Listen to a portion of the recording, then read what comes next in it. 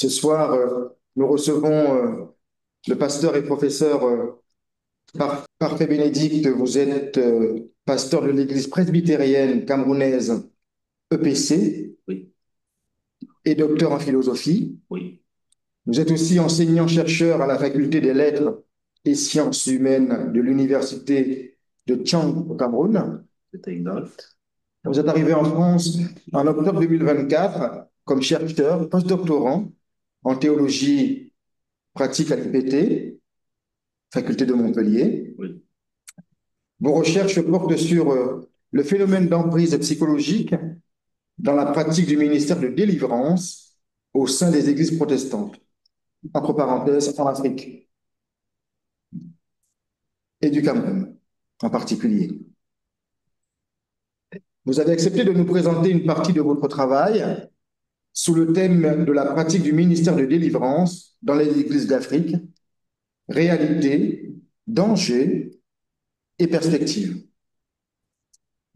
Nous l'avons affiché, vous aurez 40 minutes pour nous présenter votre sujet.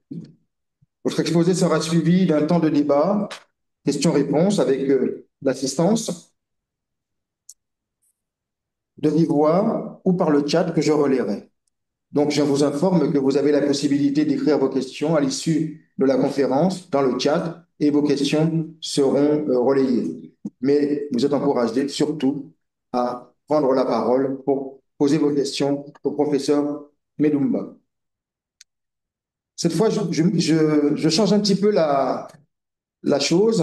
Nous allons prendre 5 minutes vers la fin pour laisser la parole au professeur Medumba qui va conclure et nous tâcherons d'essayer de finir à 20 heures pile. Voilà. La parole est à vous, professeur. Merci Jean-Pierre et bonsoir à tous ceux qui nous suivent. Ce soir, nous exposons sur la pratique du ministère de délivrance dans les églises et les communautés protestantes d'Afrique. Réalité, danger et perspective. En guise d'introduction, selon la commission doctrinale du Service international du renouveau charismatique catholique, le ministère de délivrance peut se comprendre comme l'un des dons du Saint-Esprit qui témoigne de l'abondance de grâce que le Seigneur accorde à l'Église tout entière à travers le renouveau charismatique. Dans cette perspective, l'omniprésence du rayonnement de la puissance du Saint-Esprit se fait concomitamment avec l'annonce de l'Évangile, c'est-à-dire que partout où l'Évangile est annoncé, le royaume de Dieu répand sa lumière et sa paix et dispense une puissance de guérison extraordinaire.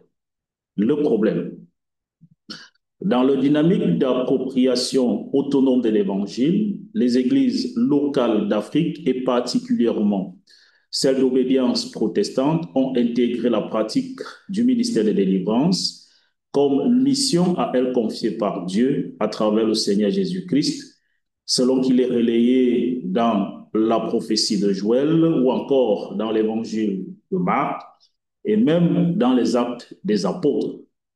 Cependant, dès les débuts du XXe siècle, la chrétienté protestante africaine est quasi dominée par un phénomène de pentecôtisation, un terme très cher à Célestin Carlomo, qui se déploie dans une dynamique de réduction, voire de confusion et même de dilution de la foi en la croyance ferme à la délivrance. Comme une traînée de poutres, la délivrance contre les forces du mal pratiquée au sein du protestantisme contemporain en ses multiples variantes a envahi l'espace public. Un envahissement caractérisé par la transformation des bureaux, des édifices cultuels traditionnels ainsi que des anciennes cliniques de maraboutage, tantôt à des lieux de prière dites de délivrance, tantôt à des centres de réveil et d'éveil charismatique. Ceci non sans compter la réduction du ministère pastoral à la seule pratique de délivrance. Cet état de choses qui, par ailleurs, pose le problème de la conformité biblique des pratiques de délivrance et de l'authenticité pneumatologique des thérapies appelle la formulation de plusieurs interrogations, surtout lorsqu'au terme de certains rites de délivrance pratiqués çà et là, des familles sont déconstruites, augmentant des cas de divorce. Des hommes et des femmes sont de plus en plus appauvris, voire totalement ruinés. Des génocides sont perpétrés, la laïcité est menacée et la simonie quasiment instituée. Dès lors, on se demande si la pratique de la délivrance au sein des églises protestantes d'Afrique obéit-elle encore à la réalité de l'œuvre de salut en Jésus-Christ à travers l'action du Saint-Esprit? Ne serait-elle pas une nouvelle forme d'oppression de l'homme par l'homme au regard de ses multiples dangers? La pentecôtisation de l'Afrique est-elle la réalisation d'une prophétie? Ne serait-elle pas en revanche qu'un simple tournant historique de la spiritualité africaine? L'invocation de l'Esprit Saint serait-il alors le seul moyen de délivrance au point où la responsabilité de l'homme ne serait pas aussi engagée dans le processus de sa délivrance? Pour se distinguer dans l'authenticité de certaines églises et communautés chrétiennes, optent à travers leurs leaders ou pasteurs pour un nombre de pratiques tirées essentiellement de la Bible et d'autres pour un mélange de rites issus de la Bible et des rites traditionnels. Nous pensons qu'une troisième alternative complémentaire aux deux précédentes pourrait également être envisagée, à savoir la rationalisation a priori des pratiques de délivrance, ce d'autant plus qu'elle met en œuvre l'outil naturel d'éclairage de la foi qui nous permet en même temps de distinguer le bien du mal, à savoir la raison. Cette rationalisation, nous la voulons ouverte jusqu'aux bouddhistes et qui ne s'oppose qu'en s'opposant à la distinction classique entre le rationnel et l'irrationnel. Qu'entendons-nous donc par la pratique du ministère de délivrance? Nous faisons note la définition du concept de pratique selon le petit Larousse illustré, à savoir que la pratique désigne l'application des règles ou des principes d'une science, voire d'une technique. Cette définition a l'avantage qu'elle affecte à la délivrance un coefficient de scientificité et donc de rationalité. En d'autres termes, interroger la pratique du ministère de délivrance, c'est évaluer le recours au raisonnablement correct dans les théories, les méthodes et les buts assignés à la délivrance ou, si l'on veut, à l'exorcisme. Qu'entendons-nous par communauté protestante? Il s'agit des cellules de prière essentiellement tournées au ministère de délivrance et organisées autour d'un leader charismatique laïque qui, dans la plupart des cas, est généralement une ancienne de l'Église, dit-on, effusée de l'Esprit Saint et servante du Christ. Ces communautés qui ne sont pas des églises possèdent cependant des temples et emploient des pasteurs parfois à plein temps. État de la question. De plus en plus, le ministère de délivrance, à travers la croissance tout azimut des églises dites de délivrance, partout en Afrique, a pris des proportions assez grandissantes. Lesquelles proportions ont au fait de mobiliser des chercheurs d'envergure, analysant le phénomène sous divers angles, dans le but d'apporter des solutions aux différents problèmes posés. C'est ainsi que dans son analyse des rapports entre la sorcellerie et la délivrance, dans les pentecôtismes africains, Sandra Francello constate que dans la réalité des faits, c'est la contribution active du pentecôtisme au phénomène de sorcellerie qui constitue la véritable montée en puissance de l'engouement observé autour du ministère de délivrance en Afrique. Et la solution serait tout simplement de combattre l'esprit pentecôtiste qui s'accommoderait tout très mal à la spiritualité africaine qui se veut par essence une spiritualité de délivrance. Jean Massamba Mampolo fait observer que dans de nombreuses pratiques et autres rites de délivrance, plusieurs actes attribués à l'activité salvatrice du Saint-Esprit sont en réalité des méthodes d'aliénation et d'emprise psychologique des fidèles par des pasteurs à la recherche de la gloire, du prestige et de la sécurité financière. Il propose aux pasteurs et leaders africains de relever le défi d'une délivrance instruite par la seule action du Saint-Esprit.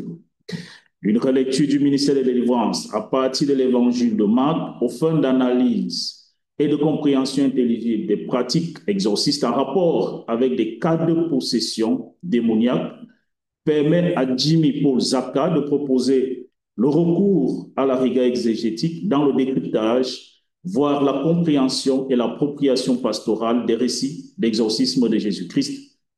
Il s'agit pour lui de former, d'informer, d'éduquer les pasteurs, les leaders des églises dites de guérison, ainsi que les chrétiens généralement en situation de grande fragilité sur l'inadéquation de l'activité d'exorcisme de Jésus-Christ d'avec celle pratiquée par des magiciens, des marchands de bonheur, dont les pratiques, au lieu de libérer l'individu, le resserrent dans des chaînes en le maintenant dans un état de dépendance vis-à-vis des puissances qui l'asservissent dans ce monde et dont le guérisseur, pasteur gourou, est alors le représentant volontaire.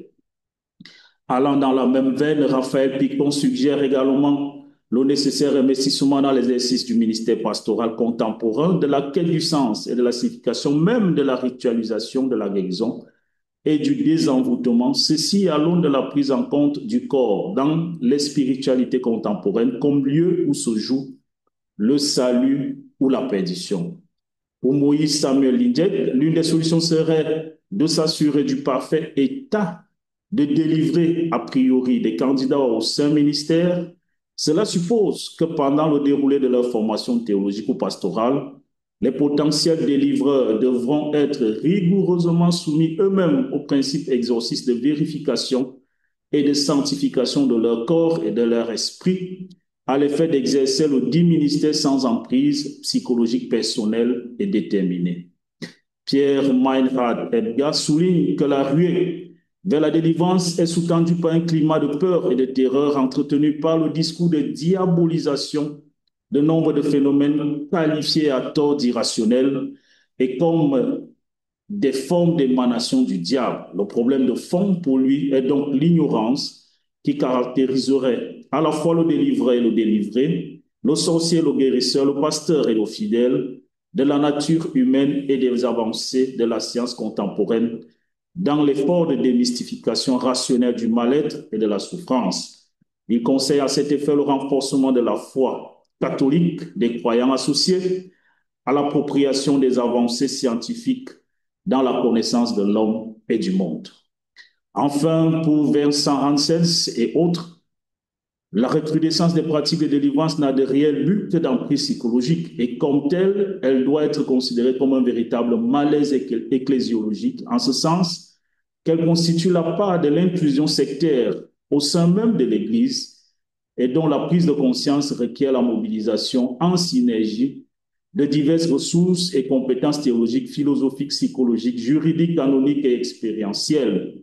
Il s'agit ici de reconnaître à juste titre les plaintes des victimes pour attirer l'attention de tous ceux qui, à un titre ou à un autre, exercent une responsabilité quant au fonctionnement de ces mouvements et leur permettre d'intervenir là où une action devient urgente. Par ailleurs, considérant la spiritualisation excessive dans la compréhension et le vécu du mal-être et de la souffrance comme conséquence d'un ministère de délivrance pratiquant la porte-pièce, dans le contexte de l'Afrique actuelle, Jean-Patrick Nkolo Fanga pense que c'est l'architecture même de l'exercice du ministère pastoral qu'il convient de réorienter en lui faisant comporter à la fois des aspects discursifs et des actions adéquates en fonction de la réalité des personnes auprès desquelles ce ministère est exercé. Pour lui, il ne s'agit pas seulement de rechercher le sens et la signification des aspects discursifs, des phénomènes soumis à la réflexion en théologie pratique, mais également d'appliquer les thérapies avec sens et finalité dans l'agir pratique, dans l'exercice du ministère pastoral. Ces auteurs et bien d'autres insistent sur l'inadéquation entre la conception, les méthodes de pratique et les finalités assignées à la pratique de délivrance dans les Saintes Écritures, avec certaines en vigueur au sein des églises protestantes d'Afrique. Ils mettent également en relief le recours aux disciplines connexes à la théologie pour une délivrance holistique, mais ils n'ont pas assez insisté, ce nous semble, sur la rationalisation des pratiques de délivrance dans le cadre d'une étude à partir de l'EPC. Nous explorerons donc, dans le cadre de cette conférence, les possibilités qui permettent de relever les défis que lui posent les menaces de la spiritualisation excessive, du mal-être et de la souffrance dans la pratique africaine de la délivrance, afin d'amoindrir, à défaut d'éliminer totalement les dangers encourus. Problématique. Notre question principale de recherche est celle de savoir comment amener les églises et les communautés protestantes d'Afrique engagées dans la pratique du ministère de délivrance à relever le défi d'une rationalisation des pratiques. Notre thèse est que l'utilisation rigoureuse des méthodes rationnelles complémentaires à la foi, aussi bien dans l'effort de compréhension et de connaissance de la Bible que dans l'examen des diverses pathologies soumises à la délivrance, est importante pour la pratique d'un ministère de délivrance efficace et efficient.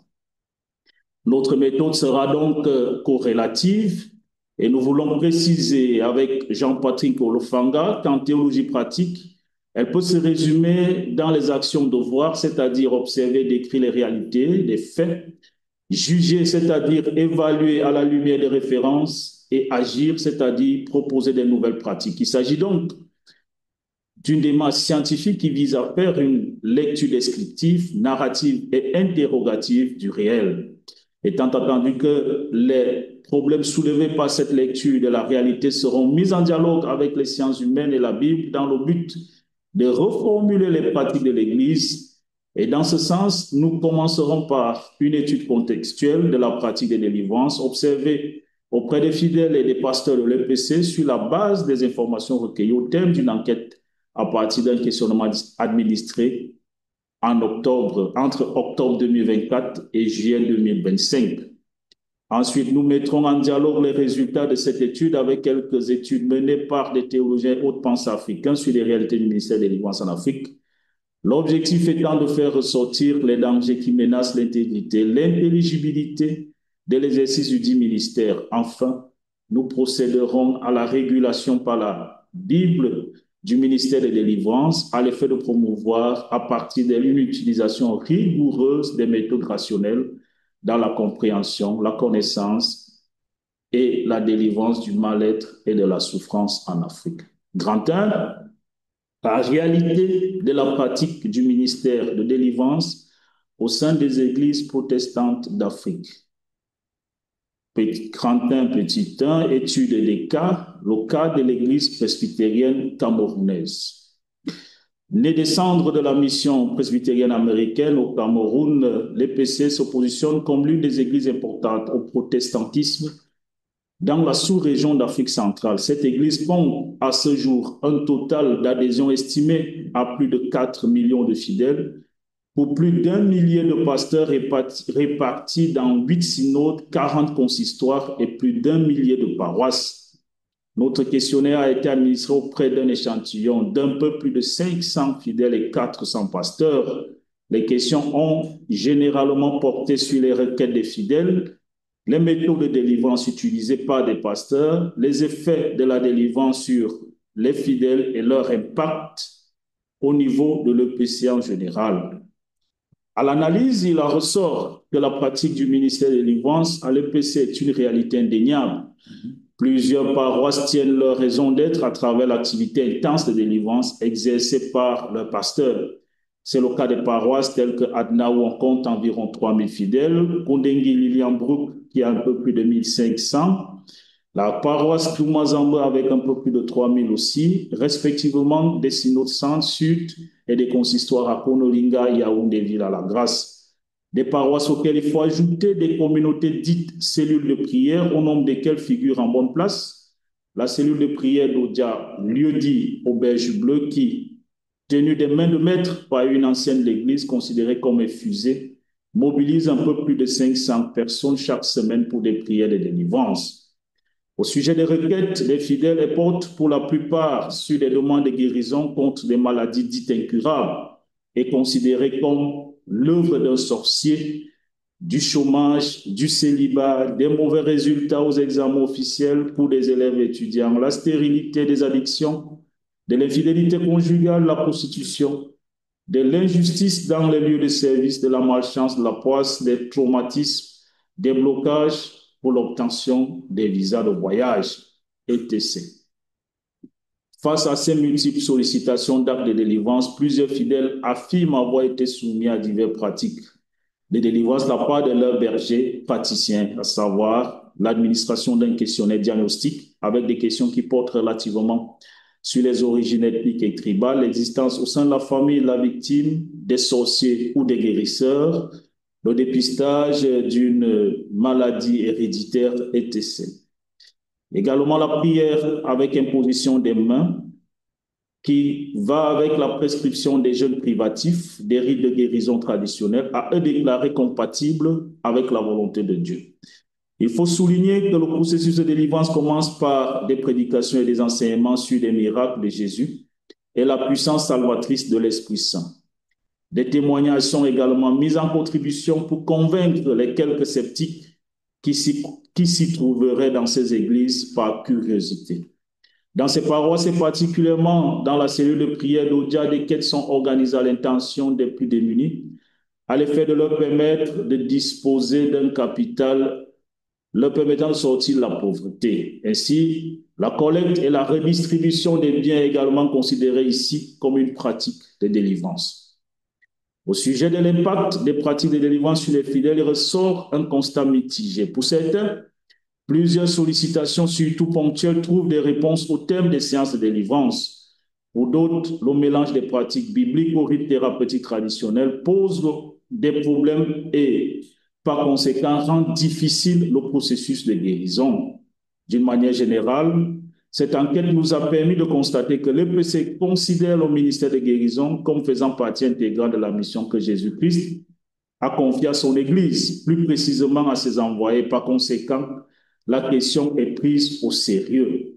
C'est ce qui justifie en piste de réponse l'organisation par les 28 et 29 octobre 2016 d'un colloque sur le ministère de délivrance dans l'EPC. L'un des objectifs du dit colloque sera de normaliser la pratique du ministère de délivrance dans l'EPC à travers la création et la mise en œuvre au sein des instituts de formation théologique d'un programme de master professionnel en théologie avec pour option accompagnement pastoral. Cet état de choses fait écho de ce qui se passe dans plusieurs autres églises protestantes en Afrique. Au-delà de l'EPC, la tendance à la centralisation de la pratique du ministère de délivrance, considérée finalement et toute proportion gardée comme l'ultime mission, voire l'identité même de l'Église protestante en Afrique, est une réalité certaine. À l'observation, il s'agit d'un phénomène assez résilient, puisque jusqu'à la fin des années 80, la délivrance en termes d'exorcisme était surtout reconnue comme l'exclusivité de l'Église catholique. Selon Sandra Fancello, le succès des pratiques de délivrance accompagne l'émergence des ministères de délivrance et des camps de prière en Afrique depuis le début des années 90. La questionnaire aujourd'hui, c'est remettre au goût du jour une histoire ancienne, à savoir la confrontation entre pasteurs et féticheurs. En Afrique de l'Ouest, par exemple, une enquête menée en 2008 au sein de la Church of Pentecost, quasi simultanément dans 3 pays, à savoir le Burkina Faso, la Côte d'Ivoire et le Ghana, montre que dans ces pays, la délivrance est une pratique courante en tant que séquence intégrée du culte hebdomadaire ou alors des veillées, soit dans l'espace des camps de prière à l'image des cellules de prière observées dans l'étude de cas de l'EPC, qui sont des structures indépendantes associées à l'Église au Ghana. Au Ghana, justement, et en Côte d'Ivoire, les églises baptistes installées vers le 19e siècle accueillent le prophète Aris qui convertit, baptise et incita les villageois à renoncer à la sorcellerie et à brûler leurs fétiches. Dans ce sens, la pratique du ministère de délivrance est donc une affaire de lutte contre la sorcellerie, de sorte que dans ces aspects pratiques, la délivrance consisterait essentiellement à identifier les esprits démoniaques ou à les reconnaître en fonction des symptômes décrits par la plupart des manuels de délivrance d'inspiration pentecôtiste ou charismatique. Ici, la sorcellerie est comme faisant partie intégrante des plans de l'ennemi et digne fille des forces du mal. Toute situation d'inconfort physique, moral, social est attribuée à l'action d'un sorcier ou d'un démon. Selon Sandra Francello, le processus de délivrance ici emprunte aux innovations et aux méthodes du marketing moderne visant un public urbain et scolarisé. L'accent est mis sur la consultation individuelle comme préalable à la délivrance collective lors du culte hebdomadaire. Au centre d'intercession, de délivrance et d'évangélisation de Ouagadougou, tout comme à l'EPC, les consultations passent par un entretien avec un leader qui soumet au malade un questionnaire dont les réponses permettront de cerner son mal. Toutes ces réalités montrent à souhait une dose d'intentionnalité en marge de la normativité biblique en matière de délivrance et appellent à l'exposition des dangers encourus à l'adhésion de certaines pratiques. 32. Les dangers liés à la pratique du ministère de délivrance. Si l'on peut convenir volontiers avec Jimmy Paul Zaka que l'engouement pour les églises néo-pentecôtistes en Afrique centrale, résolument engagées dans la délivrance, tient aux révélations divines, aux manifestations du Saint-Esprit, aux prophéties, aux guérisons miraculeuses, au parler en langue, à la délivrance et à l'exorcisme qui drainent plus d'un fidèle à la quête de solutions spirituelles, à ces problèmes physiques, psychiques et matériels, il y a lieu de dénoncer cependant des dangers d'une telle conception de la délivrance aux allures de spiritualisation excessive dans la compréhension du mal-être et de la souffrance. De fait, si les problèmes d'ordre matériel dont la résolution nécessite quelquefois un simple effort de travail acharné, déterminé et volontairement effectué de la part du fidèle doivent requérir des solutions spirituelles, il y a lieu de constater qu'une telle approche de la délivrance expose les croyants à la démission devant la responsabilité qui incombe à l'homme de manger à la sueur de son front. Cela dit, sur le plan moral, la pratique de délivrance au sein des églises protestantes d'Afrique expose les croyants au risque de la paresse et quelque peu de la fainéantise. Elle semble donner raison à Nietzsche, qui voyait dans la religion un refuge pour les incapables, ayant inventé le mythe d'un Dieu justicier pour soulager leur peine.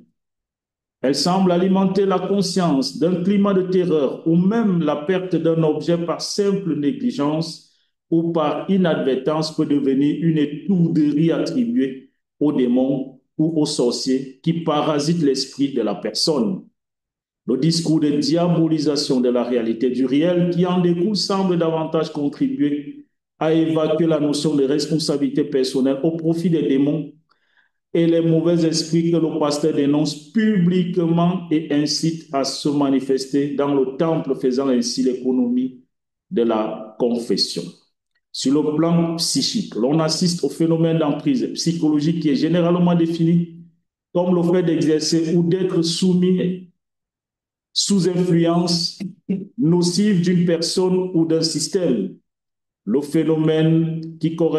un phénomène qui correspond à une forme d'ascendance psychologique, de manipulation mentale, de torture psychique récurrente utilisée dans le but de victimiser une personne et de parvenir à ses fins. C'est la méthode qu'aurait employée justement le pasteur Paul Mackenzie de la Good New International Church, une église protestante d'obédience évangélique du Kenya, et qui aura conduit au génocide de plus d'un demi-millier de personnes dans le petit village de Chakaola. À ces deux grands dangers moraux et psychiques, il faut ajouter au niveau de l'individu des sévices corporels à travers des coups secs administrés lors des rituels d'expulsion physique des démons qui peuvent conduire à des lésions corporelles. Au niveau de la fonction pastorale, on assiste à l'improvisation des pasteurs et autres prophètes, ministres et généraux de Dieu, Bible à la main, qui écument en longueur de journée les lieux publics, comme le fait constater Dieudonné Zognon, attiré par l'appétence financière qui s'aiguise à travers l'exhibition du train de vie exubérant de certains chasseurs de démons. Ces pasteurs improvisés ne manquent pas de se livrer à toute forme de pratique, programmation des miracles, simonie, clientélisme, etc. Ces dangers et bien d'autres encore posent l'urgence d'envisager des nouvelles perspectives pour une pratique du ministère des délivrances, soucieux de manière holistique du bien-être de l'homme, mais alors de tout l'homme. Nous pensons que cela passe par une nécessité de régulation de la délivrance par la Bible, assortie d'une rationalisation des pratiques, elle-même adossée sur une rationalité ouverte et inclusive. Grand 3, les perspectives. Dans les perspectives, nous notons d'abord la régulation par les Saintes Écritures de la notion de délivrance. Il faut dire que dans l'Ancien Testament, il existe environ 11 termes par lesquels l'hébreu désigne la notion de délivrance, dont le plus employé est Teshuah, avec pas moins de 8668 occurrences et qui signifie délivrance, secours, victoire, salut, qui peut sauver. Notons aussi la présence de Tzedaka, avec pas moins de 6666 occurrences et qui signifie justice, droiture, bienfait, droit, innocence, vérité, miséricorde, bonheur, salut, délivrance et temps. On peut également souligner le terme Nachal avec 5337 occurrences et qui signifie délivrer, sauver, protéger, se protéger, ôter, dépouiller, enlever. À l'analyse, on peut remarquer que dans l'Ancien Testament, la notion de délivrance évoque d'une part une action impersonnelle subie par le sujet de la part, dans la plupart des cas, et dans la plupart des cas, autant pour moi, c'est Dieu qui délivre l'égaré, et d'autre part, une action personnelle faite par le sujet, c'est-à-dire l'homme qui prend sur lui l'initiative de se sauver, de retourner auprès du Créateur. Dans le Nouveau Testament, il existe 4 mots pour désigner ou traduire l'idée de délivrance. Soteria, avec pas moins de 4991 occurrences, il sert à désigner à la fois le salut, le sauveur qui délivre, sauver, le sauveur, être sauvé, délivrance. Nous avons Apollutrosis avec 629 occurrences qui renvoient à la rédemption, la délivrance, le rachat. Nous avons Aphésis avec 859 occurrences et qui renvoie au pardon, la rémission, la délivrance et la liberté. Et enfin, Lutrosis avec 33 058 occurrences, autant pour moi, et qui sert à traduire la rédemption, la délivrance et l'action d'être racheté. À l'analyse également, on constate que la délivrance dans le Nouveau Testament rejoint l'un des 2 aspects déjà mis en relief dans l'Ancien Testament, à savoir de la délivrance comme action menée par Dieu, cette fois en la personne de Jésus-Christ, et subie par le sujet qu'est l'homme. Tout compte fait, dans les Saintes Écritures, il y a à partir de la charge sémantique du terme délivrance dans l'Ancien Testament et dans le Nouveau Testament, une interpellation à l'autonomie de l'homme dans la recherche des voies et moyens de sa propre délivrance. En d'autres termes, selon la Bible, l'individu ou le croyant ne s'aliène pas dans la pratique de délivrance, mais bien plus au contraire est coparticipant au processus de sa guérison.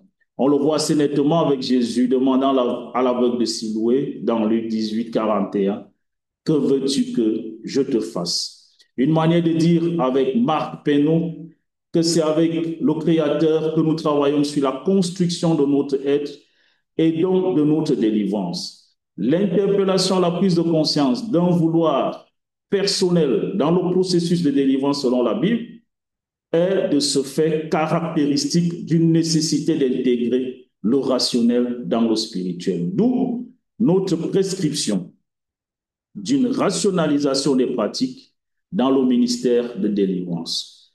Grand 3, pour une rationalisation des pratiques dans le ministère de délivrance dans les églises protestantes d'Afrique. Par rationalisation ici, nous entendons simplement le fait de rendre rationnelle une idée, une pratique, bref, une manière de penser également en fait social ou naturel soumis à notre appréciation. Cette rationalisation, nous la voulons complémentaire à la spiritualisation et dépouillé du principe oppositionnel de la rationalité classique qui oppose le rationnel à l'irrationnel. Car à ce niveau, nous croyons fermement avec Jacques Ladrière dans les chemins de la raison et de la pensée qu'opposer rationnel et irrationnel nous paraît particulièrement absurde, car nous ne jugeons irrationnel que ce dont nous ignorons encore les lois. L'irrationnel ne paraît riche que de rationalité potentielle, et la raison n'est pas une chose, mais une fonction humaine, fonction qui se transforme avec les connaissances qu'elle traite. Les avantages d'une telle rationalisation sont multiples. D'abord, elle est une commande biblique à l'interpellation de la volonté de l'homme dans le processus de sa délivrance. Elle nous sécurise de la présence d'un socle normatif capable d'impulser une véritable prise de conscience à la fois de la nécessité d'un fondement théologique de la pratique de la délivrance et de l'évaluation des dangers encourus. Ensuite, elle se veut ouverture au divin, c'est-à-dire aux multiples. À travers ce principe d'ouverture, elle porte la marque d'une rationalisation inclusive, ouverte au dialogue d'interrationalité, dans l'effort aussi bien de compréhension et d'analyse du message biblique sur la délivrance que dans la confrontation de l'homme avec ce que beaucoup appellent la sorcellerie. Dans la pratique, nous pensons qu'un effort devrait être fait allant dans le sens du renforcement des capacités en termes de recherche des pasteurs et autres leaders des communautés protestantes d'Afrique sur les éclairages de la métaphysique contemporaine au sujet des phénomènes de sorcellerie en rapport avec la délivrance. Encore 3 minutes. Conclu? On conclut? Voilà. Au fond et en définitive, nous sommes partis de la préoccupation de savoir comment mener les églises et les communautés protestantes d'Afrique à engager dans la pratique du ministère de délivrance, à relever le défi d'une rationalisation des pratiques. À partir de l'étude des cas de l'EPC mis en dialogue avec des expériences similaires dans certaines églises et en convoquant la régulation de la Bible au sujet de la délivrance, nous avons pu démontrer que l'utilisation rigoureuse des méthodes rationnelles complémentaires à la fois, aussi bien dans l'effort de compréhension et de connaissance de la Bible que dans l'examen des diverses pathologies soumises à la délivrance est importante pour la pratique d'un ministère de délivrance efficace et efficient. Nous pensons qu'à l'avenir, la véritable question qui aura tout son mérite d'être posée est celle de savoir quelle rationalité pour la théologie pratique au XXIe siècle. Je vous remercie pour votre aimable attention.